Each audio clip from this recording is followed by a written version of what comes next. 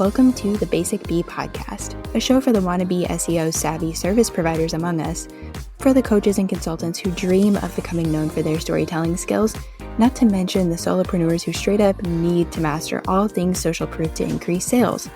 After a little reluctantly fully committing to this online world of business, I quickly realized I needed to get people to come to me. I needed to tell them I was here and how I could support them.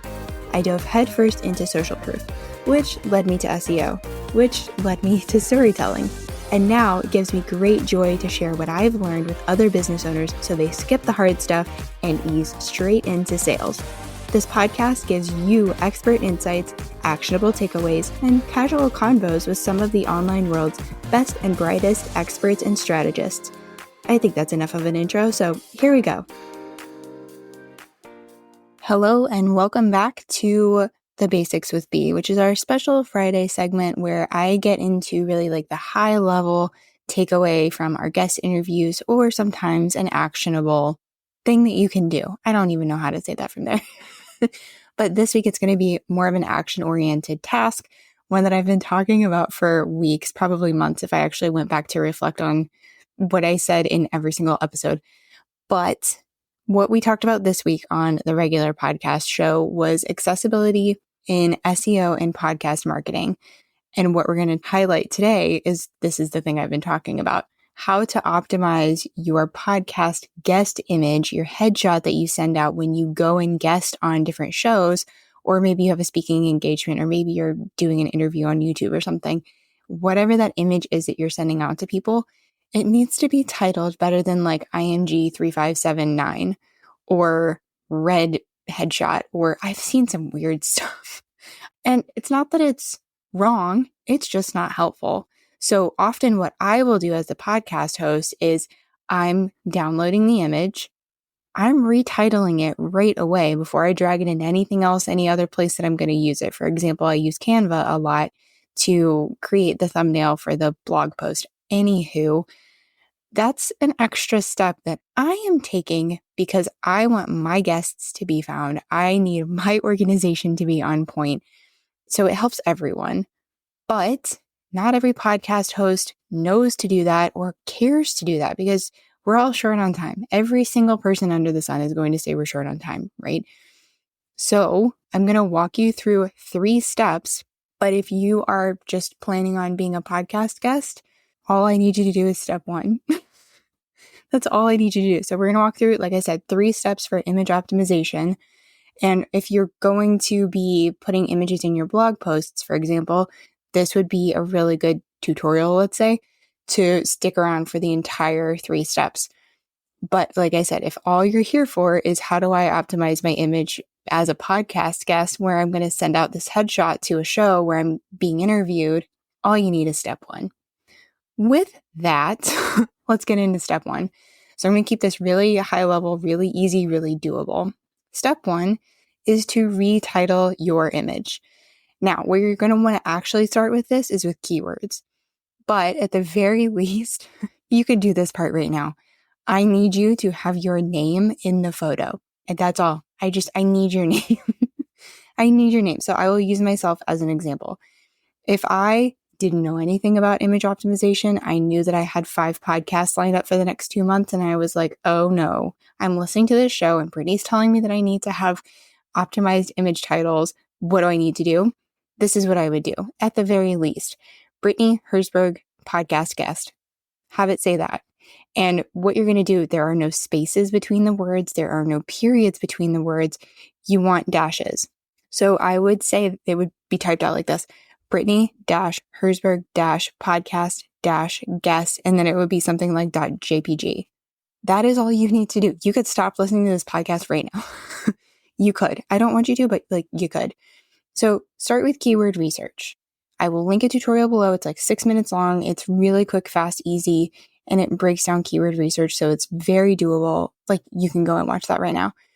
But what you're going to want to do if you want to take your image titles up a notch, I have podcast guest images that I send out that say Brittany-Herzberg-SEO-copywriter.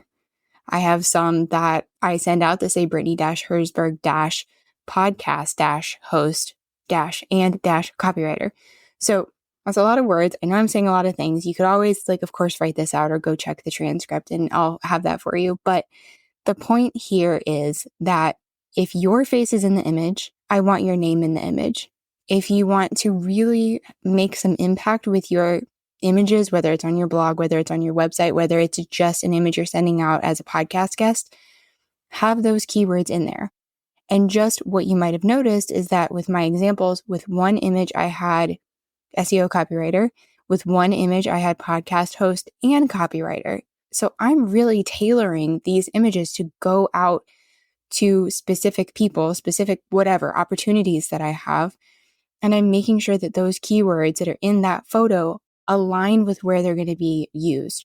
So just think that through. It's only going to take you at the most, maybe 15 minutes to do this exercise. But like I said, at the very least, have your name in the photo. You want there, again, to be dashes between the words. I usually aim for anywhere from 3 to 9 words in an image title, just because you don't want it to be 20 words long, but you also very likely want it to be longer than one word, because if you have a bunch of images on your computer, it's very likely, if I were to just say Brittany for an image, that ain't gonna work because I have a lot of images with Brittany in the name, and I don't want it to just be one word. Another example, I have pictures of my dog in a folder on my computer. I can't just say Jack. I have to say Jack in a beanbag, Jack on a walk, different things like that, right? So I want to make sure that there are multiple words. I will stop harping on that, friends. So that is step 1. You could stop listening to the podcast, but steps 2 and 3 are going to be really important if you're optimizing images for your webpage or for a case study or for your blog post, things like that. So if that is you, or if that is you in the future, I want you to listen to this. Step 2 is really simple, although it's going to sound really complicated and you're going to go, oh my gosh, I have to do what? Step 2 is resizing your image. I know, deep breath. It's actually really simple. I want you to go to tinypng.com. You're going to see a screen where you're going to be able to drag in whatever photo it is that you're optimizing for your blog post, website, whatever. And then it'll take a couple minutes and then you get to download the picture. Here's the cool thing. It does not change the quality of the photo. What it does is it makes that image lighter, which makes it faster for that page to load for whoever's visiting your blog post or your webpage. It's magical. And it is that simple. It is free. There is a cap on how many images you can do, but I think to pay for it, it's maybe $30 for the year. It's very, very doable. So that's all for step 2. Step 3 is a little bit more time consuming. This step is to upload the picture into your blog post or webpage and add alt text. Be mindful. There's basically 2 different categories of images. There's the headshot, the lifestyle ones where it's me typing on a computer, me walking my dog. And then there's the ones that are more graphics or screenshots. So if you heard my episode with Jamara, you know that I'm a screenshot whore. And I absolutely love capturing the feedback that I get from clients or the questions that I get from potential clients or even just questions that I'm being asked in DMs or something. So whether you have graphics or screenshots or you have headshot lifestyle type photos, you're going to handle the alt text a little differently. The biggest difference is that with a graphic or a screenshot, you really want to not repeat yourself between the image title, the alt text, and the caption. You do not need to say the same thing 3 times. Please don't. In fact, Erin brought this up in her interview. It just gets so annoying and so repetitive to listen to that.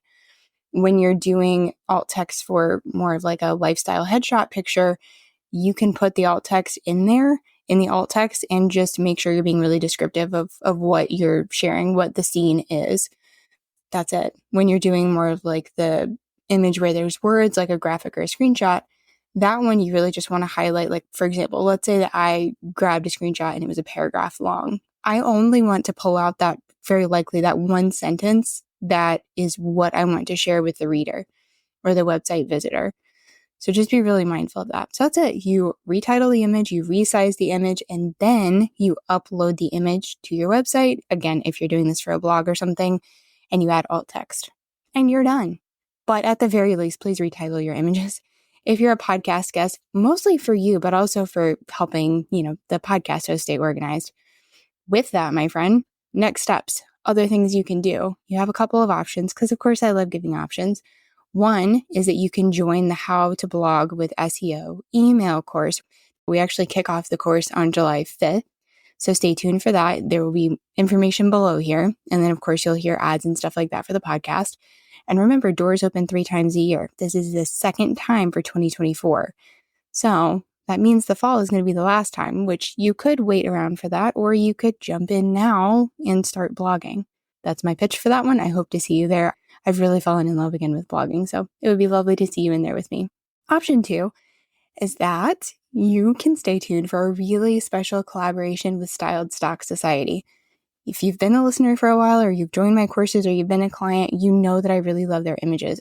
I love them so much. They also have templates. They're a really cool company, and they have really great stuff. So I've created something with them that takes you into even more specifics for how to optimize your images for SEO and accessibility. Stay tuned for that. June, there's going to be some really cool stuff happening, so stay tuned for that. Other than that, I'll see you next time. That was really something, wasn't it? Let that really sink in and guide you toward being the answer to even more Googled questions. Thanks so much for joining me this episode. You are the reason this show exists and that it keeps growing. You know, thanks to all those follows and reviews. If you know someone who could benefit from what was shared, send it to them. We don't do shy around here. If you thought of clarifying or follow-up questions while listening, you know what to do. Say hi on Instagram. Check the show notes for all the things that were mentioned, and I'll talk to you soon, friend. Okay, you get it. You know SEO is important, but no, you're not interested in learning another skill. Who has the time? But who are you supposed to trust with the task of getting SEO to work for you? Someone who won't ghost you mid-project or treat you like a dum-dum lollipop. Someone who actually wants to empower you and your team with all things SEO. Hi, yes, it's me, Brittany, and you are the person I created the SEO packet for. You're curious, you want to understand this thing better, but like only a little bit. You don't actually want to do the doing. This way, you get the key SEO stuff super fast, and you get support throughout and beyond the project. No more letting Google gift you the wrong SEO strategy. Time to put the right words in the right places and get found online by the right people. Find all the info you need below.